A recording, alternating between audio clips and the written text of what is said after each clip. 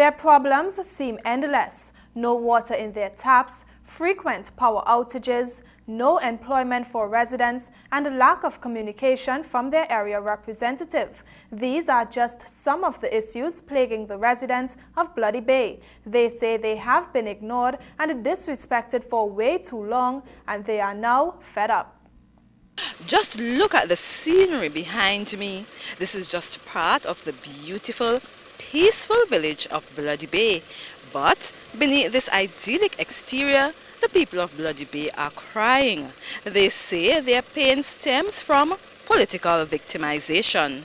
Can this happen in your village? This is a question being asked by the residents of Bloody Bay as they outlined what they described as years of neglect by the representative for their area, Tracy Davidson-Celestine, and the Executive Council of the Tobago House of Assembly. The first problem community leader Royal Thomas highlighted was that for many years the residents have been forced to survive without pipe-borne water. There is 3 wells in the village, right? There is 3 wells, they kept 1 and have 2. Years upon years upon years, sometimes days and weeks, we have no water. Even right now, we have no water in the pipe. The last time, about 3 weeks ago, I called 91.9, and so they tried to give me water off and on in the day. Present time, we have no water, and we have 3 wells. Probably if you go land me now, you might prove it for yourself that you have water in the pipe. You probably might get in Palateve. But the water is we own, and we don't care if we own water. The frustrated man said this situation is unbearable and the villagers are hurting. No water in the pipe. You're paying water with and no water in the pipe for days or weeks. That's madness. So I am asking, which one of the villages in Tobago this could happen? Harvest Day, we had no water. Harvest Day, Takare, Mayford, a fellow named Takare tell me, he had to meet the water police and make noise for the water. Harvest Day, Mother's Day, no water in the pipe. And when people say when they call she they're telling she tell them problem with Tiantek. When they go by the water, some name the water. If you happen to meet a water van by the junction, question the man. You know what they say? They get instruction to lock off the water. How you gonna lock off the water and get a payment with the other water? Thomas stated that he also took the residents' plight to the advisor to Secretary Davidson-Celestine.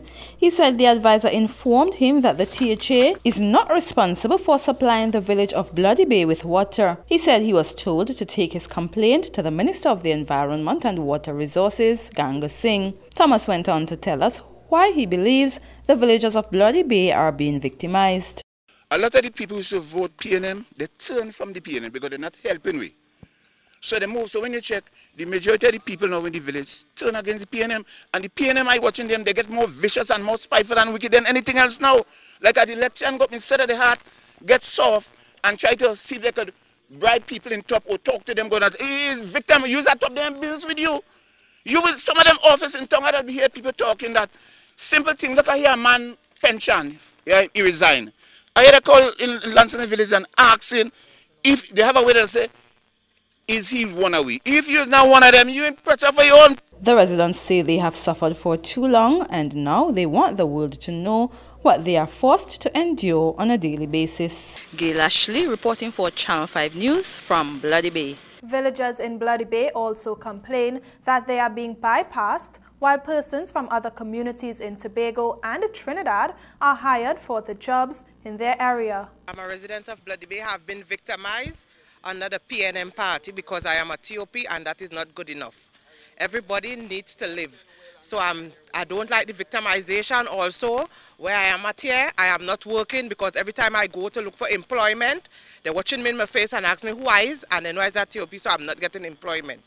So I don't think that is good enough as a citizen of Tobago. The residents took our news crew to a facility which is being constructed close to the real forest. At the forestry area, which the people of Bloody Bay don't even know a clue of what's taking place up there.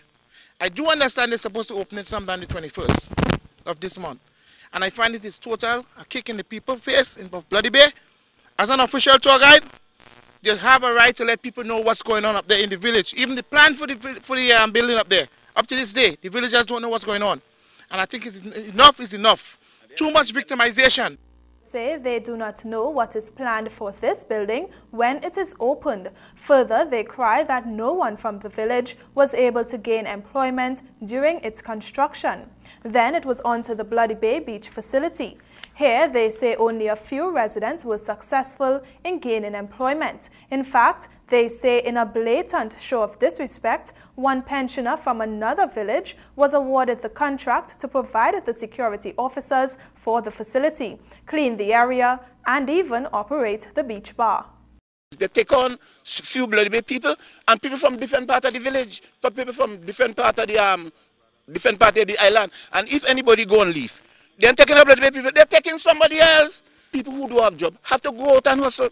And while you're here, you see all kind of people coming and working in Bloody Bay, and the Bloody Bay people cannot get their own work. That is managed. The residents also noted that the village council is non-existent and they are now working hard to try to revive it. The pain evident in their voices, they expressed fear that they may have to leave their beloved homes and migrate to another country if the situation does not improve.